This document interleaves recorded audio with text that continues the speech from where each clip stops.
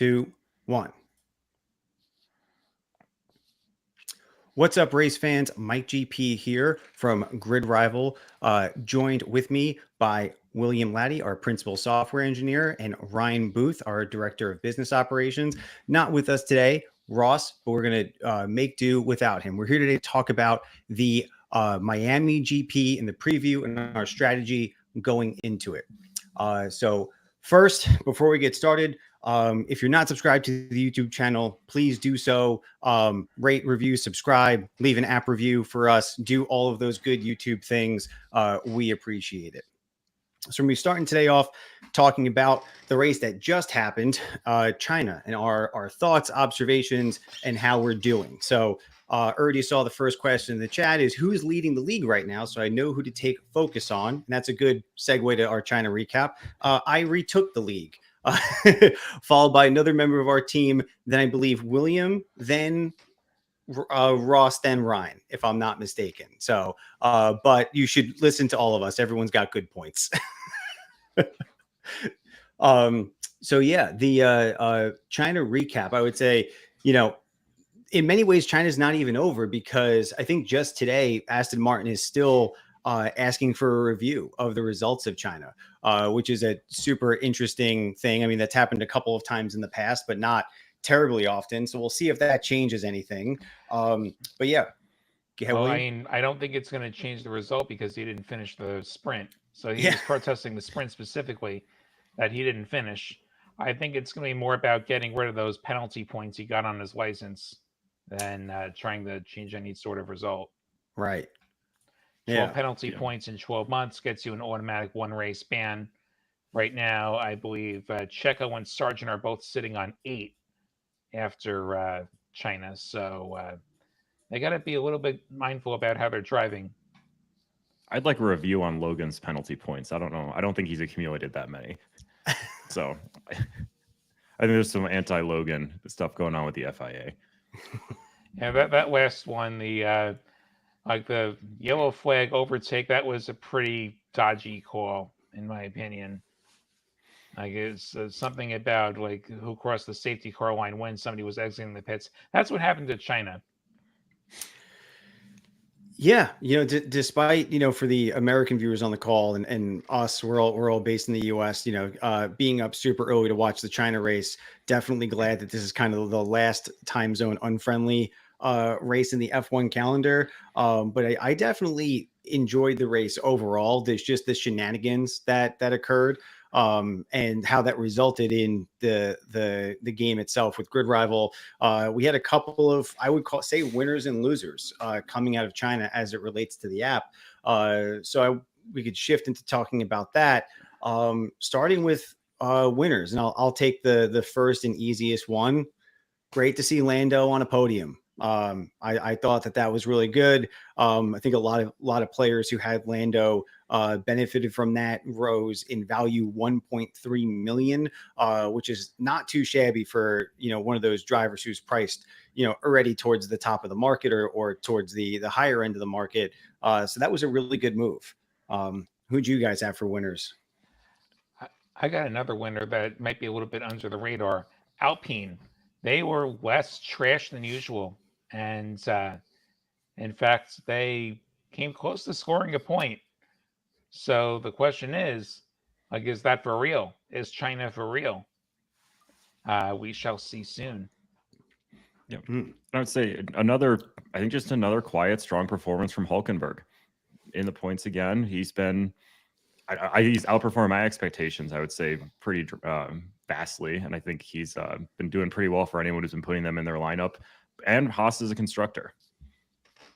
I know Magnussen didn't have a great race, but I think Haas overall this season has been pretty solid, especially compared to expectations coming into it. And you've gotten some pretty good value on them if you've been using them so far.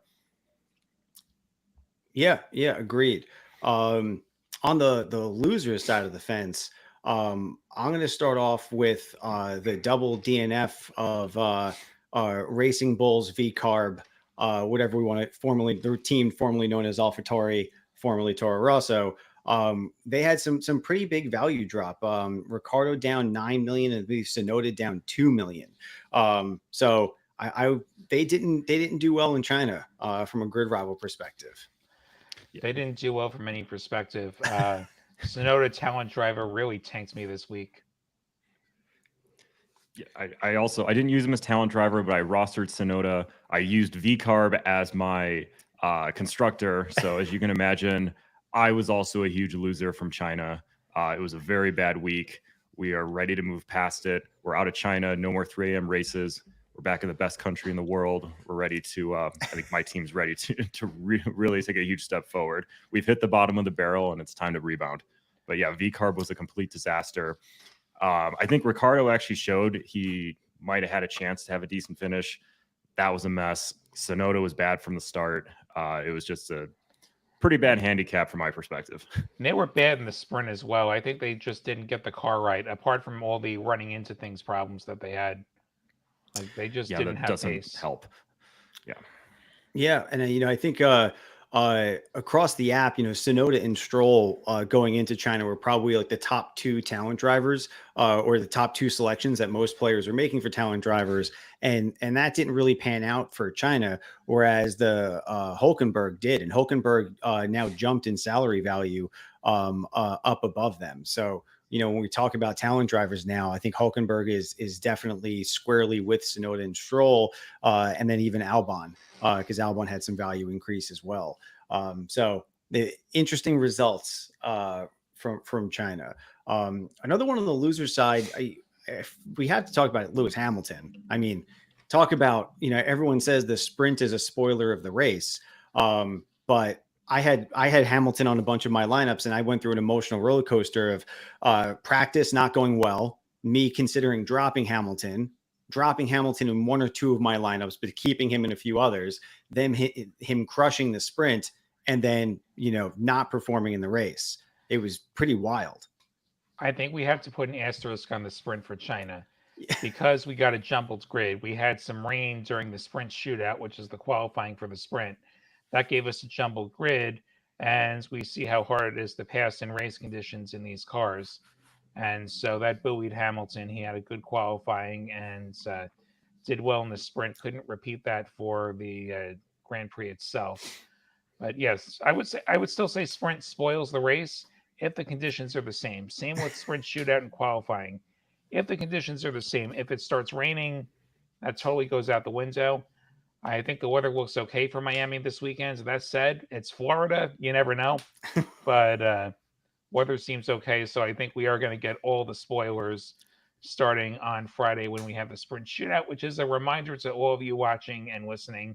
We locked down at the beginning of sprint shootout, which is on Friday this week, because that's the first competitive session for the cars. So make sure you get your lineups set by then. Mm-hmm. Okay, so then as we start transitioning to talking about Miami is a good segue. We got to talk a little bit about news. I don't know how much it'll affect Miami, but biggest news I heard, or at least that I'm interested in because it's official and confirmed, is Hulkenberg to Audi. Very excited about that. It's an interesting move because, Haas is punching above its historical weight class right now. Like Haas is doing well. So it's funny that, Hulkenberg is moving from what's traditionally an underperforming team to what's traditionally a better performing team, but Haas is doing better right now. But excited for Audi's entry into the sport, and it kind of makes sense to have Hulkenberg, German driver, pair up with the German car manufacturer team. And it's like the start of the silly season now of the drivers' musical chairs and where everyone is going to land. I wasn't expecting Hulk's move to be announced first. Yeah, I mean, kind of what I was saying earlier, like good for Hulkenberg. He's had a pretty strong showing this season. I think that's being recognized. And again, transitioning that into talking about who gets signed first. I mean, the biggest domino obviously is Sainz. Where is he going to go? He should. I mean, I'd be shocked if he doesn't have a seat next year. I think every team should want to have him on their roster. But yeah, that will be a huge effect on the rest of the driver signings. And it'll be interesting to see if teams stick it out to wait to try and sign him, or just say, like, we don't want to wait. I know other people want him. We're just going to sign guys that we want on our team. Yeah. For Hulkenberg, like he is sort of on the tail end of his career, being in his mid-30s at this point. I wonder if Audi sees him as a path to getting on podiums, which actually he has the record right now for most starts without a podium ever. Maybe he can end that streak with Audi. So Audi is the team that's currently kick Sauber, for those who don't know. Audi's taking that team over. Perhaps they see him as a driver who's going to be good at giving feedback to get the car to work and be competitive. Sort of like Mercedes when they had signed Michael Schumacher in his comeback from 2010 to 2012, where they developed the car a great deal, and then hybrid rules come in, they get the power unit right, and the rest is history. Perhaps it's something like that, where it's more about who can develop the car the best. Looking at the two teams, Audi and Haas, I think Audi is going to be a more ambitious organization than Haas. I think Gene Haas is perfectly okay if they're just maybe getting a point every week or two. Whereas I think Audi has higher ambitions given their pedigree on the sports car side, building some of the best prototypes ever back in the day. As far as who gets the Haas seat, I'm guessing Oliver Behrman gets it. We saw him at, I believe it was Saudi Arabia, filling in for Sainz at the last minute and taking some points right out of the gate. Barring some surprise, I imagine Ferrari places him there, and we see what he's capable of in an F1 car. And I got all your points, William, but it is just funny to hear Hulkenberg and Schumacher mentioned in the same sentence. Didn't have that on the bingo card. Yeah, I didn't think I'd be doing that either, but here we are. Yeah. And then possibly even during this live stream, there could be a bigger live stream occurring of what's happening with Adrian Newey and Red Bull. So that's still speculation as far as I know. I don't have my news up right now, but should be any day now, the actual official confirmation of what's happening there. So excited to see if he could just be retiring. He might not be going to another team. He is 65. And well, I mean, he can wait another 10 years and maybe run for president. Yeah. Well, not of this country, unfortunately. It's not from around here, but I've heard worse ideas. Yeah. Okay, so let's start getting into Miami. So let's do some facts about Miami, get everyone up to speed for anyone who's not familiar. Relatively new track on the F1 circuit. So Verstappen's the only race winner at the track in the track history. It's the first sprint here. The track is comprised of 3 DRS zones, high-speed track, lots of straights, high-speed sweepers. There are some tight corners, and last year there were no race DNFs. So even though there are some tight corners and street circuit barriers tend to be very unforgiving, Miami, I don't think it's fair to say, is a crashy track in general, especially when considering for a street circuit. So there's something to consider with your lineups.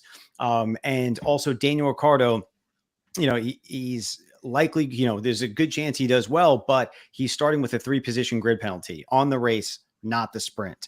And the way that GridRival works, we work off of qualifying finish position, not the grid start position. So if he bumps down 3 positions, you won't get those additional overtake points just for him to catch back up to where he qualified at. So just keep that in mind for everyone who's has Danny Rick on their lineup for this week. Any other Miami notes from you guys? I think the only question is, can anybody give Red Bull a challenge of any kind?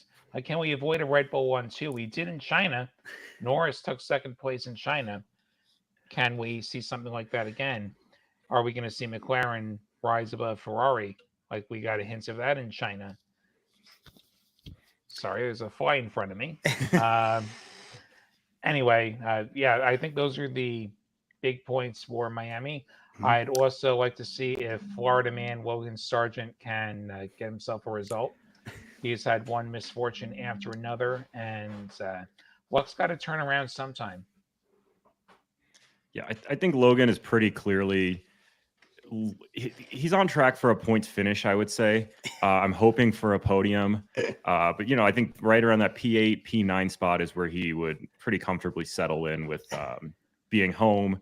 home state, home country. It's a big day for the fan club. I would say morale is pretty low right now, so we could all use this. You have you have the Italian media trying to put Antonelli in the seat already, like perhaps before he even turns 18 and he's old enough for his super license. Like let's cool our jets on that a bit. Let's watch him win some F2 races before we do that. Yeah, and I think too with everything swirling around in some of Logan's previous performances, we're gonna throw some of the facts and the numbers out of the window. We're kind of squarely in the propaganda department right now, and we're gonna see if that can turn things around. And if not, we could be in some pretty big trouble. But we're gonna keep it up. Archer in the chat giving us Sargeant's results from last year. Let's not let facts get in the way of a good speculation. Exactly. He's improved and the car's improved. I think he can do better this year. Archer is just one of the many haters out there, and it's okay. That's what it drives us to be better. Sargeant has qualified not last this year. Yeah, but the competition feels like it's heating up now, right? Like we saw McLaren have a really good race. Aston's been doing really well. Stake, Kick, Sauber, whatever we want to call them now. I'm going to say it seems like they have the wheel nut issue figured out. So they're not going to be hampered by pit stops as much. So like, even though Logan is definitely, this is his home race, we want Logan to do well as supporting Americans in F1. The competition really seems like it's starting to heat up right now with the drivers settling into their cars for this season. So why don't we go into talking about, okay, what you got, Ryan? I was going to say at the top of the grid, kind of where you started things off, I don't think we'll be able to avoid a Red Bull 1-2. I don't think Lando's going to be able to sandwich himself in between them again. But I will say I'm very interested to see the McLaren versus Ferrari battle up top. Yeah. So why don't we go right into talking about who we think on the grid is undervalued heading into Miami. And I'm going to start it off with, I think there's like a lot to talk about on this one. I'm going to start it off with a layup, which is Tsunoda. Tsunoda took a $2 million hit from China. So right now, I would say Yuki's on a little bit of a sale. His ability to A, generate points, B, be a good talent driver selection, and C, have you get that money back is possible. I would look at possibly like a 2, 3, possibly even 4 race contract for Tsunoda to try and slowly get that money back, because I don't think it's going to be like a light switch with where his finished position is to where his salary is right now. But definitely, I think it's possible to accrue a couple $100,000 in contract value per race over the next few races. Yes. You say 3 to 4 on Tsunoda? Think so. Okay. So what do you think about their qualifying pace? I asked that because Monaco's coming up 3 races from now. Like we have Miami, then Imola, then Monaco. And that is all about where you qualify. Mm-hmm. And we've seen Racing Bulls struggle a bit with qualifying at times. Yeah, I do agree. And I think you're totally right. When you're planning your contract length right now, Monaco should be a consideration because your quality position pretty much has a direct correlation to your finish position. There's really very little chance for overtaking. And last year we got lucky with Monaco being extremely entertaining because of the rain situation, spinning some cars out and changing the pace of the game and making it about tire strategy and pit stop strategy, which really changed it up. I would still think that in terms of the drivers of that price point, I think Yuki does have the ability to qualify better than he is and maintain that position in Monaco because he is a decently defensive driver when he can be. Not to divert too much. Yeah. So yes, I would agree with Tsunoda. I would say Lance Stroll is also on the discount rack if you can trust him to not run into anything. And that's again, I consider Monaco is 3 races from now. Do you trust Lance Stroll to stay off the wall? If you do, 3 races or more is okay. In fact, after Monaco, you get Canada. I don't recall if there's a race between Monaco and Canada, but there's this home race, which also has a wall that's known as the Wall of Champions. So, take that as you will. So, yeah, Lance Stroll is another one who is, I think, a very solid discount pick. Yeah, I love Lance Stroll this week. I think he's cheaper than Hulkenberg, cheaper than Albon. I think he is a better candidate for a points finish than both of those two. I think he's undervalued compared to everybody around him. He's talent driver eligible. I will be running him in this race. I actually have him rolling off right before Monaco for those very reasons. I do not want any part of Lance Stroll in Monaco, and then I'll be picking him back up for Canada for his home race. Yeah, I have Sonoda on cooldown. I'm going to be taking Stroll as well, almost certainly. Yeah, for the folks on the call who aren't as familiar with like the salaries within GridRival, let me just explain something real quick. So we salaries change in GridRival based on your fantasy points rank.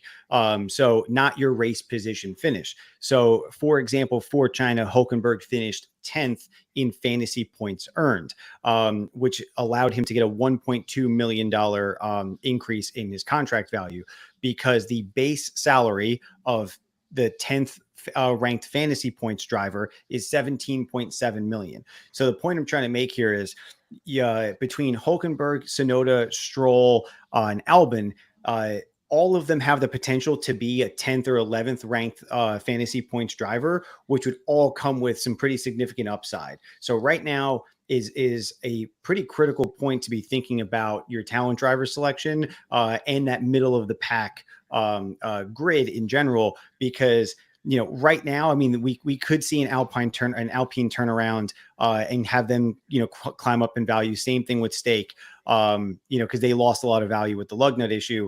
But for me, Sonoda, Hulkenberg, Stroll, Albon feels safer in the middle of the pack right now than still trying to make a bet on Stake or Alpine.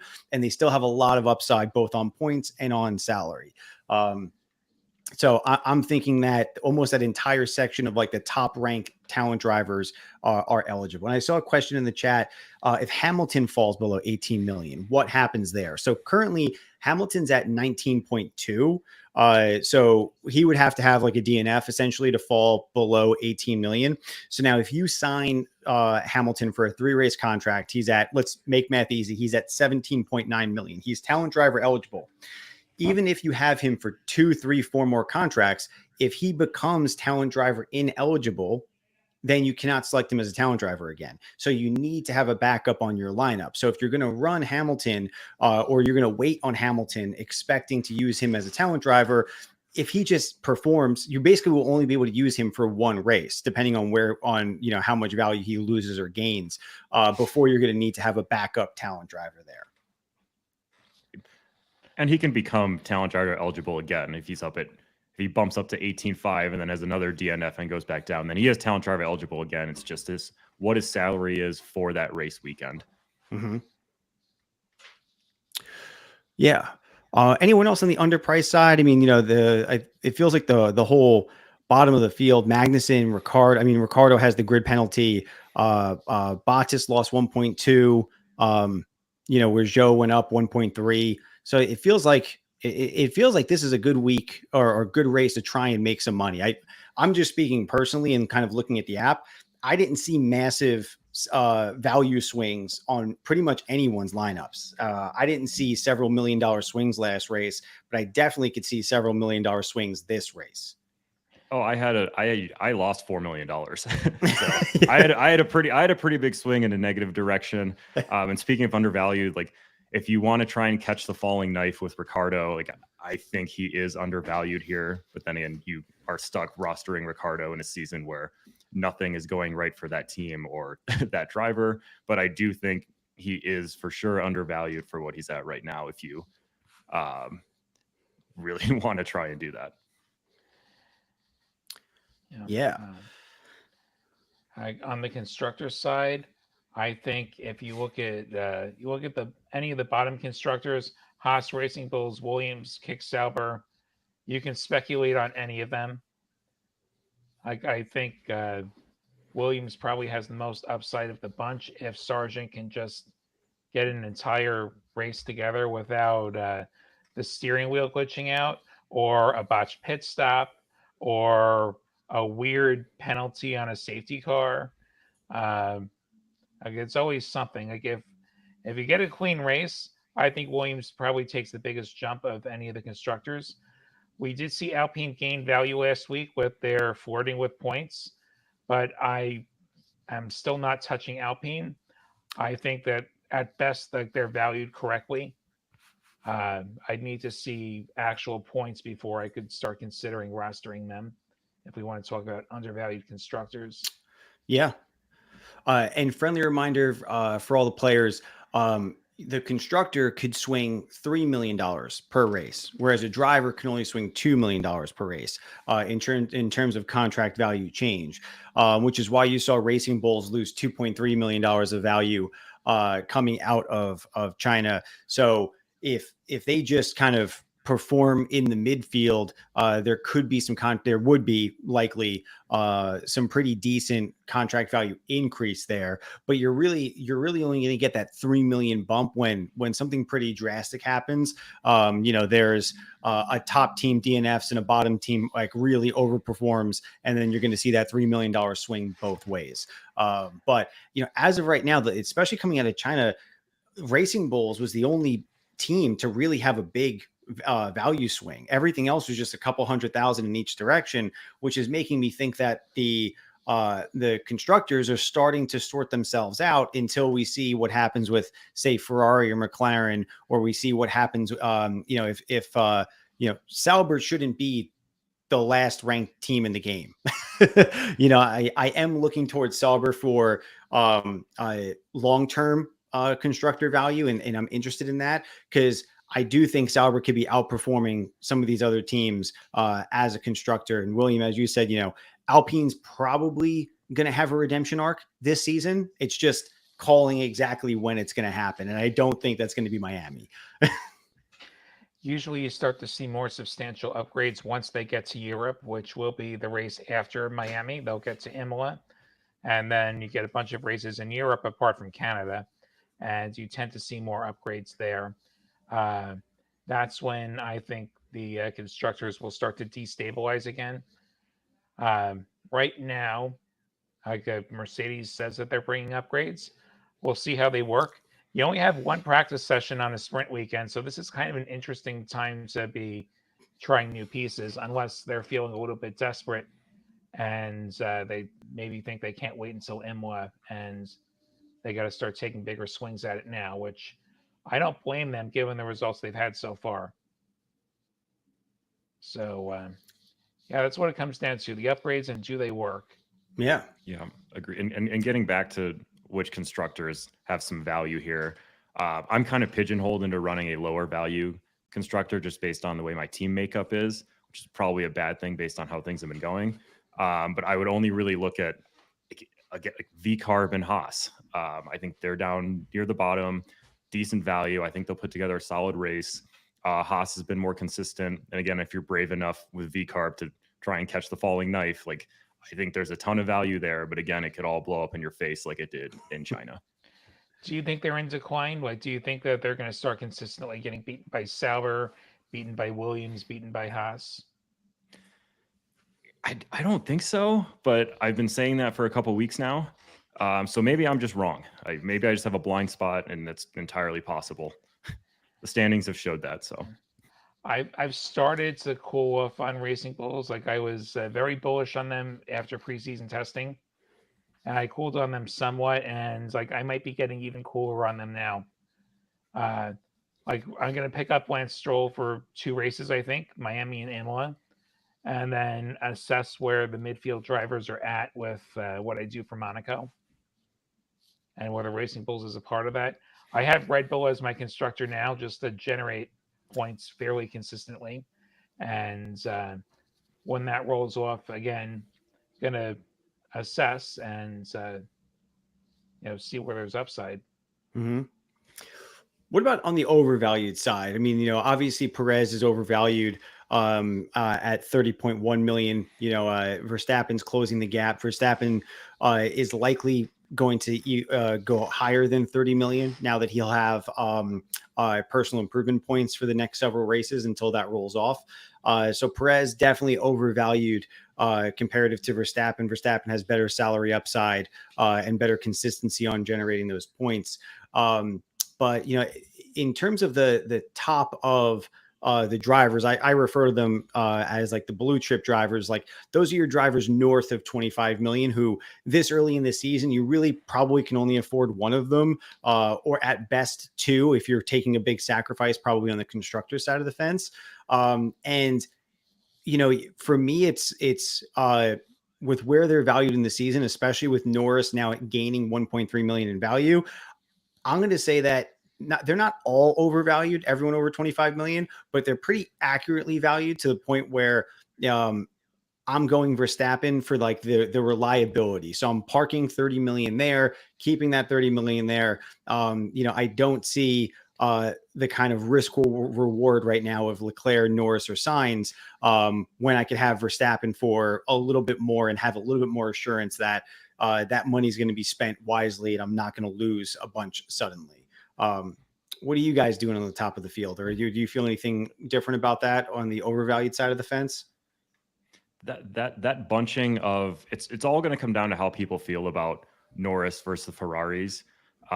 Leclerc, Norris, Sainz.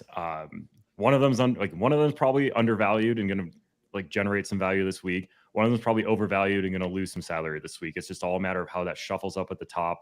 And that's one of the things I'm most interested to see. I'm staying away from all three this week, actually. And I do think you're kind of better served if you're gonna drop a ton of money on one driver. You can move your team around, make it be Max. I think he's consistent. He's going to get a ton. Unless you really have a strong feeling about is Norris going to outpace those Ferraris, or the Ferraris going to be ahead of him.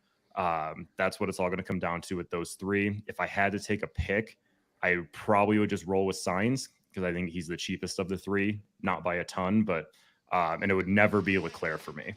I think they should all be about the same. I would never pick the guy with the highest salary. That's not to say, he could just go out there and finish second, who knows? But if I had to pick between the three right now, it'd probably be Sainz, then Norris, followed by Leclerc. I agree exactly. I would say I would put them in that exact same order. There's more upside with Sainz than Leclerc for a very similar amount of points, most likely being generated. Yep, same here. Yeah. On the overvalued side of the fence, I start to think that the rest of the field is really starting to get to where they need to be. But I will say the biggest question is going to be for me, is Hamilton overvalued? I do have lineups with Hamilton on them, and there's chatter all across the app. I talk to players every single day, and people want input and feedback. It seems like people are rooting for a Hamilton talent driver situation on the app, which would mean that Hamilton would have to have a really poor showing. You're talking like 15th through DNF to get down into talent driver eligibility. So question is Hamilton overvalued at 19.2 million?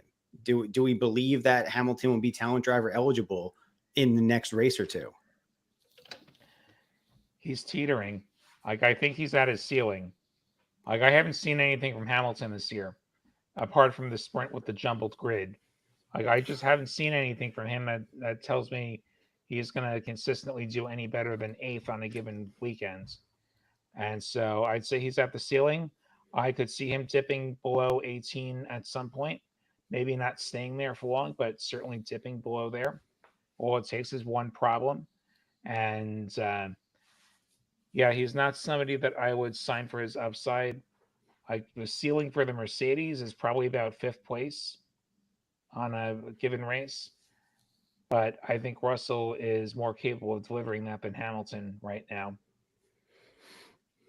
Yeah, I think you can make the argument Russell's above Hamilton right now, rightfully so. I still think Hamilton can squeeze a little more out of that 19.2 that he's at right now. I think the gap should be smaller than 4.2, 4.3, whatever it is right now. I don't think Hamilton's at his ceiling. I think he still has some room to go up. I also don't think that we will see Hamilton talent driver eligible at any point. Unless, I don't know, maybe Mercedes just turns into a dumpster fire there as the year goes on. But I would say in the foreseeable future here for the next at least few races, I don't see Hamilton becoming talent driver eligible. I felt the same way.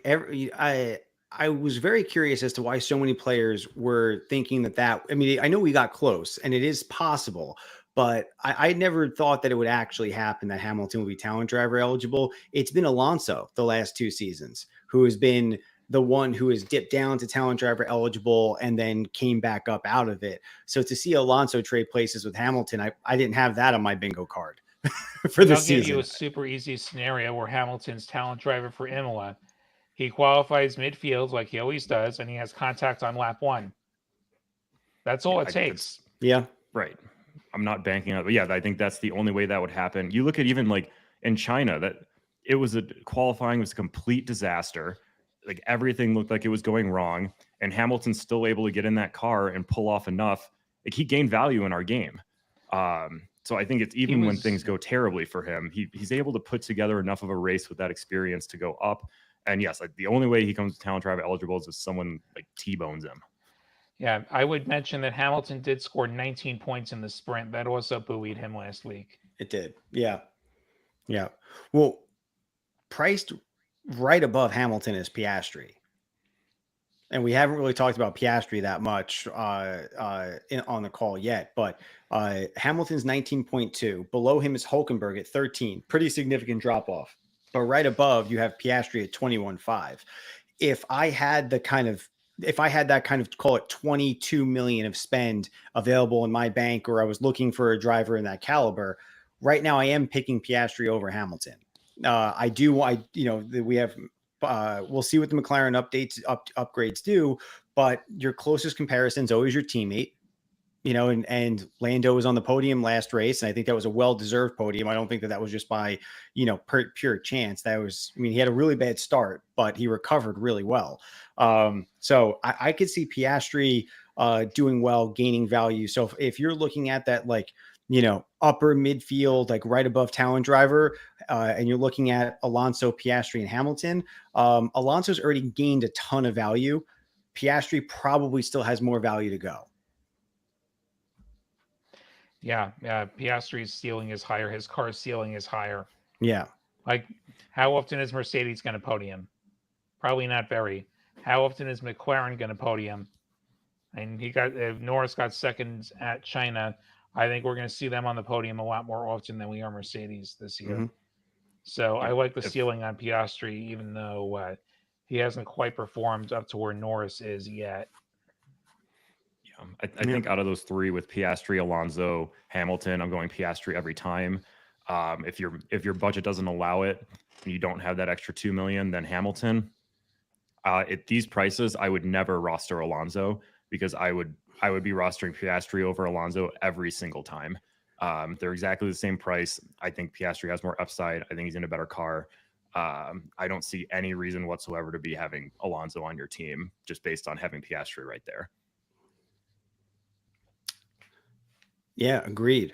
Are you guys dropping anyone on your lineups heading into Miami? For the players who weren't here. Oh, also, get your questions in the chat. I know you all have questions out there. This is feel free to ask us anything about the app, questions about the game, anything like that. And also for anyone who joined the call later, subscribe to the channel, like it, do all the good YouTube things, leave an app review on the app if you're enjoying your time there, share it with your friends, do all that good stuff. All right, back to it.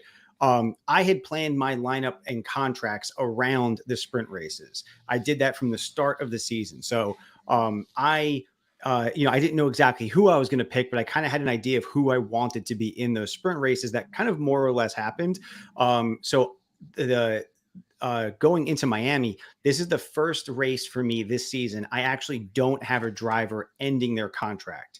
I've paid more early release fees this year than any other year in total so far. But still, this race, I don't have anyone coming. I always have someone coming off of contract, or two things coming off of contract. This race, I don't. And I feel pretty good about my lineup, except for Hamilton. I do have Hamilton in our lineup where I'm currently in first place. So I think it depends on how the one practice goes. So I'm currently carrying Verstappen, Alonso, Albon, and Red Bull. I have a couple of open spots. One race left on Alonso and Albon. If practice is looking like a disaster for either of them, I move on a week early. Otherwise, I probably just ride it out and make those changes at Imola rather than eating a fee for 1 week. So yeah, probably no drops from me unless there's some wild surprise.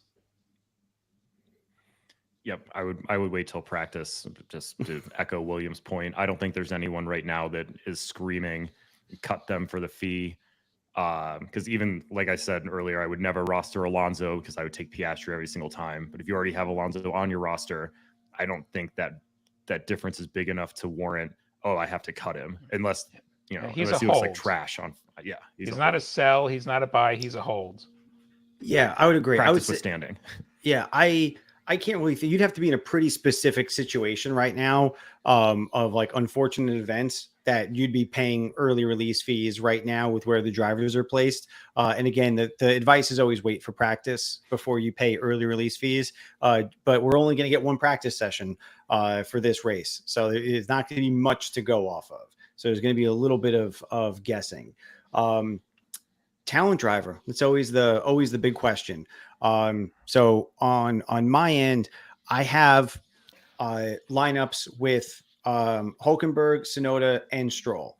So I would say pick of the litter right now of what I would consider to be the best talent driver eligible drivers. And I would say right now my top two choices are going to be Hulkenberg and Stroll.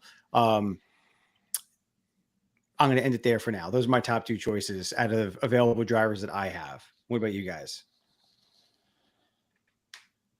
It's Stroll for me. And I don't think there's anyone particularly close to Stroll in my mind. I think 12.8, it's a good price. I think out of those drivers that Mike just named, congratulations on having all those guys on your team. So many talent driver eligible. You can only choose one though. I think it's got to be Stroll. I think he has the best chance of finishing the points out of all those guys, and that's the driver I would roll with this week. Yeah, I'm probably going Stroll as well. I'm just going to pray that he doesn't hit anything, which was the problem. That's a problem at China. Like I said, like I got tanked by Tsunoda. I would have gotten buried by the two guys in front of me if Stroll had actually had a clean race. And thankfully for me, he didn't. Yeah, I had Stroll talent driver, and I retook first place, but it's only by a few points. And if I had Hulkenberg on my team, if I had starred Hulkenberg, I would have done far better. It was like an extra 100 something points on top of Stroll. So as a talent driver is always a very strategic decision in the game. It's one of my favorite dynamics that the game has. But there's a few others out there. We didn't talk about Albon. We didn't talk about Ocon. I mean, it's if you're starring Ocon, you're gambling, but he could come into the conversation soon of a talent driver star. I haven't seen enough from the Alpines yet to back them, let alone make one my talent driver. But I guess it's a contrarian play. If you really think Alpine figure it out, or you think they're going to improve, then I would assume no one else in your league is going to have that, so you could make up some serious ground, but that is not something that I would recommend. I think it's way too early in the season to think about desperation moves anyway. Maybe that's just my play style more than anything. Yeah, I would say Stroll talent driver. As far as Albon, well, I mean, he's a car thief, so I still haven't gotten over that. I had a hard time even rostering him last week. Yeah. So that aside, we know he's the favorite child at least. Like we know he can break a tub and just be handed another one with no problem. So there's that at least. I saw an interesting question. If you have less than 10 million for a driver, who are you picking? That's a good question. Yeah. So the drivers that are below 10 million are Magnussen, Zhou, Ricardo, Bottas, and Sargent. And I think Ricardo probably has the most upside there, or Magnussen. Yeah, I mean, Ricardo should not be where he is, but also he's going to have that three position grid penalty for the next race, which is going to weigh into my decision here, maybe more than it should. I would say, I would say Magnussen, he lost 600K in value. I think he can get that back in a short contract length. But yeah, honestly, that's a tough one. I mean, also like we're just kind of getting over the steak lug nut issue, and that could peak its head back up. I think Magnussen comes with the least amount of baggage for like sub 10 million, is my opinion. I might. Oh, go ahead, William. If I was going to rank them, I would say probably Ricardo, Magnussen, Joe, Sargent, Bottas from best to worst of the sub 10 millions. I was just going to say something nice about Bottas, so I'm glad that my comment follows that one up. I think at price, it might be Bottas.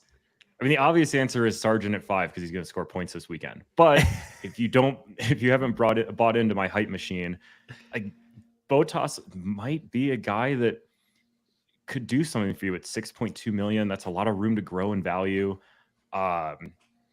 I probably would only look at Ricardo or Bottas down there. I'm not really high on Magnussen. I don't really want to roster Joe, however you say it. I think it's Bottas. He did lose a lot of money. Well, he lost money because he blew up. Like it wasn't that he ran into something. He blew up, and he couldn't help that. All right, but now if you take Bottas for 6, I could be on board with that strategy, Ryan. That is a good strategy. If you took Bottas for 6.2, you're leaving some money on the table to potentially pay an early termination fee, make another contract change. You could put that money to work for you and save a little money there.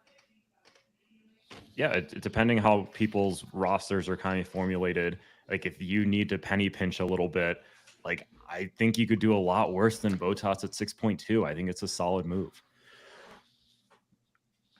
Yeah, I don't disagree looking at it from your perspective. I don't disagree with that. Put lineup questions in. Lineup questions are always fun debate. Who are you guys thinking about rostering for your talent drivers? Who are you unsure of? How much money do you have, and what kind of decision are you trying to make? We've got a question there. If I've got 30 million in the bank and one driver opening, should I take Perez for the points or somebody like Sainz for value increase? Max is already in the roster. Okay. So if you have 30 million in the bank with Max already, my follow-up question is, what are you doing on the constructor side? That's kind of the not the red flag to me, but maybe the yellow flag is like, if you're going to be able to roster two $30 million drivers, I'm assuming, do you have Kick as the constructor or you have $130 million of bank balance? I'm not sure. Like maybe they've made some compromises with the other drivers.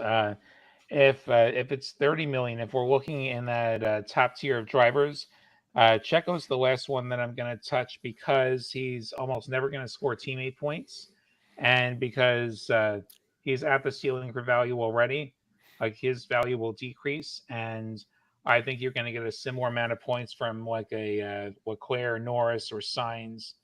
Like I would look in that neighborhood if I can afford a top tier driver.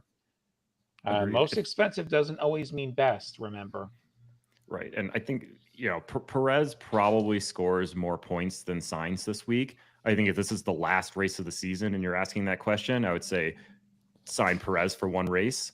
But I think at this point in the season, you might be better off going with Sainz and trying to accumulate a little more value there while also potentially scoring more points.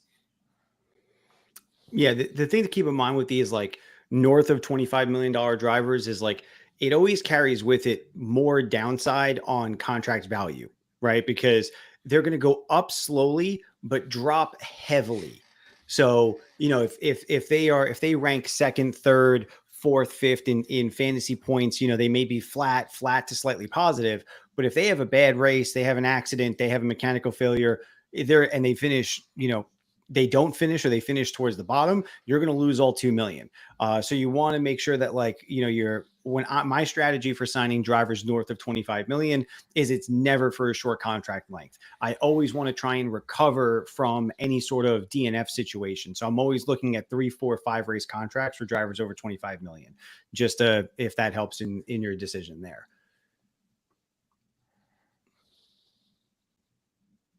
He does have kick as a constructor at 130 in value. I called it. That was like basically the only situation I could think of where you would have, where you'd be in the situation of having two $30 million drivers this early in the season. Then with that context,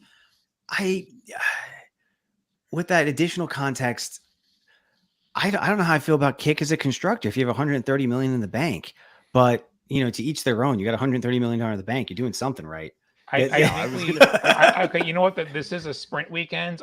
If we're gonna move on from kick Sauber, I do it for Imola when we don't have a sprint. Remember, only drivers score points for sprints. Constructors don't score sprint points, so drivers have a little bit more potential for points than constructors this week in particular.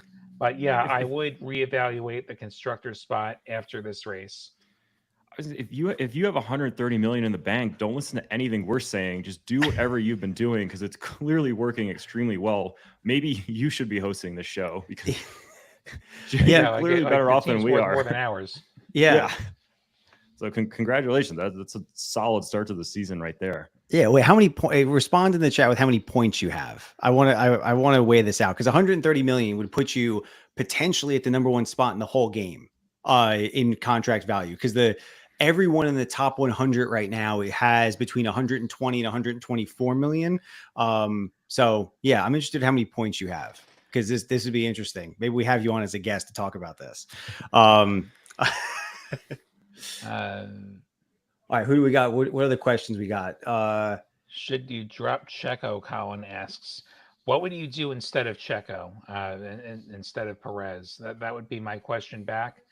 I think he's another one who's probably a hold rather than a drop. Like you're going to eat almost $1 million if you drop him in the early release fee, and he's going to score you a solid number of points. So like I just don't see an upgrade that's going to be worth eating the fee. Like if you have him already, so I'm probably not dropping him. I'm not looking to buy him, but I'm not looking to ditch him unless you've got a really solid plan what to do instead with those funds that are going to consistently get you more points. Because like I said, Checo's going to score you a lot of points. Like he'll score you as many as the Ferrari guys, I think.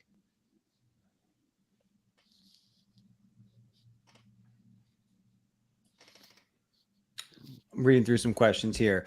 What are some tips to determine how many races to sign a driver or team at this point of the season? That's one question. The second question there is how do you prioritize budget maintenance versus maximizing profit? So I'm going to answer the second question first. So like it's a little odd right now because we have back-to-back sprint races. So for like sprint races, there is those additional driver points up for grabs. It's enough points that you should be thinking about it, but like you shouldn't be dropping your entire lineup to try and chase, 30, 40 extra points or whatever it's going to be, for the sprint races. There's still plenty of racing left in the season. So like first priority should be looking for maximizing profitability this early in the season, just keeping in mind, you do want some sprint races. So if you were an earlier listener to this, we've been telling players to get Max on a contract for the start of the sprint racing. So you get those extra sprint points from Max. That's like one of the only sprint strategies that I would recommend. Another sprint strategy was, since constructors aren't generating sprint points, go for it. You could go for a cheaper constructor, but not everyone did that. I myself have Red Bull as a constructor in my top performing league instead of having another high priced driver, because I'm just not prioritizing for those sprint points. I was prioritizing for gaining that contract value back that they lost.